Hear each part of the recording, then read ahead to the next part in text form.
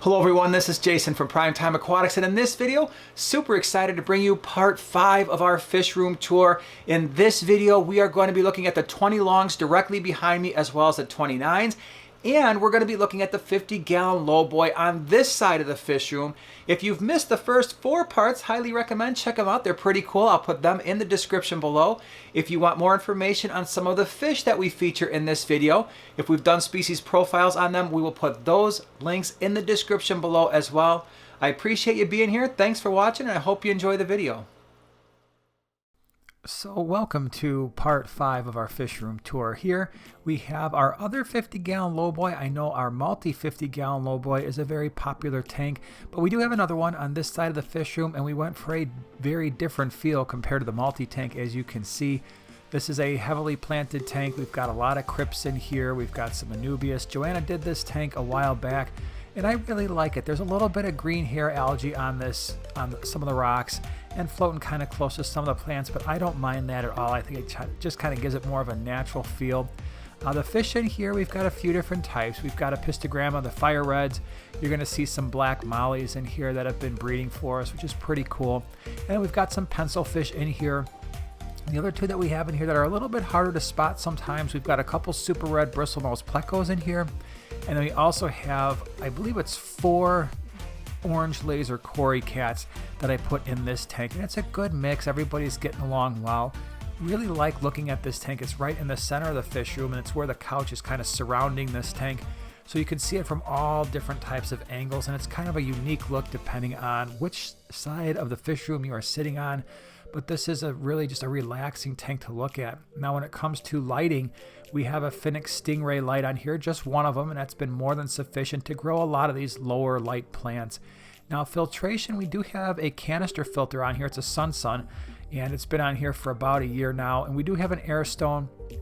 The Sun filter I have found, we got kind of lazy in cleaning it, and for a while it really wasn't even running, and just having the one air stone in this tank with that large surface area for oxygen exchange, and the tank was pretty much self-sustaining, no ammonia, no nitrite issues, with pretty much just running an air stone in the tank with very little filtration. So it just goes to show you how much we sometimes over filter our fish tanks. Now this one's not very heavily stocked. Now here we've got our nanoluteus, our Cryptoheros nanoluteus tank. This is a 29-gallon. I really enjoy these fish. I think they're super pretty. They are just, the bright blue eyes really stand out from even across the room. This tank really was just kind of set up for them to see if they would breed. They haven't bred for us yet. I think what we're going to wind up doing is maybe just removing all the other fish except for a pair if we really want to try to breed them, which I kind of do. And if not, we're going to go ahead and maybe fix this tank up a little bit more. Joanna did some work to it a while back, but with the intention of maybe having these guys breed. But there may just be too many inhabitants in this tank. I found that to be the case with a lot of the South and Central Americans. If your group is too big, sometimes they won't mate, and as soon as you pull some of them out and just go down to a male and a female, sometimes they're more comfortable in the mating process. So that's something that we're going to be looking at in the not too distant future. But it's a really cool tank. Now, this next one appears to have a very green tint to it, and that's not a mistake. What's happening here is at the top of the tank you see a lot of hornwort. There's also a lot of duckweed, and because of that, as the light comes through those two things, the tank appears a lot more green. But these are gold ocellatus. We had some of these in our part 1 fish room tour. Those were actually offspring from this group. And in this particular 20 long, we've got at least a half a dozen or so. And here, that doesn't always work. If you're really super interested in breeding these fish, often the best thing to do is have a male and a female pair. Let them have the tank and let them have the fry. Now, with these shell dwellers, raising the fry is a little bit more problematic than a lot of the other shell dwellers. I have not found these fish to be very good community type spawners where they're going to allow the other fry to survive. Usually they have to just do a really good job of hiding, and then maybe you'll get some to survive. But when we breed these things, we definitely pull the fry out and put them in a different tank to maximize their survival rates. But these are really cool fish, pretty aggressive for a shell dweller, probably one of the more aggressive shell dwellers that you can get, but they're also really awesome looking. Now these are Apistogramma panduro. They're right above the gold ocellatus. These are my favorite apistos and one of my favorite fish in the fish room. I really like them.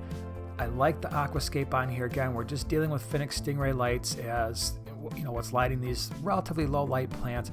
But what I love about these fish so much is that both the males and the females I think look really cool. So we've got the males that have that really nice lining to their tails and their fins, and kind of a more bluish tint to them, and then the females are the ones that have that more yellow body with the black spots, and just a really awesome fish to look at. Now, I don't know if we'll breed these or not. It's going to probably take a little bit of work on my part to get the water parameters right for breeding. They're surviving just fine and living just fine in our water parameters, but they're going to need most likely softer water with a lower pH in order to breed them.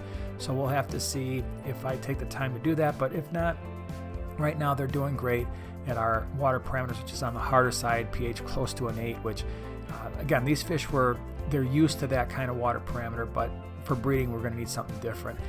This is a 20 long across from the Apistogramma that we just showed you, and these are Cacatoides double red.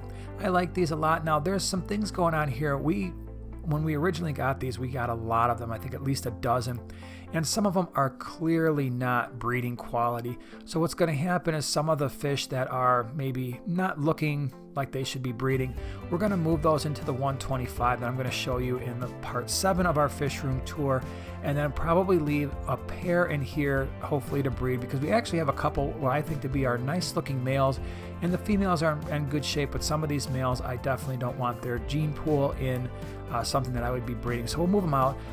They're not, I mean, they're perfectly healthy. It's just not something, some of the physical attributes I don't necessarily want in a future line. But these are super cool fish.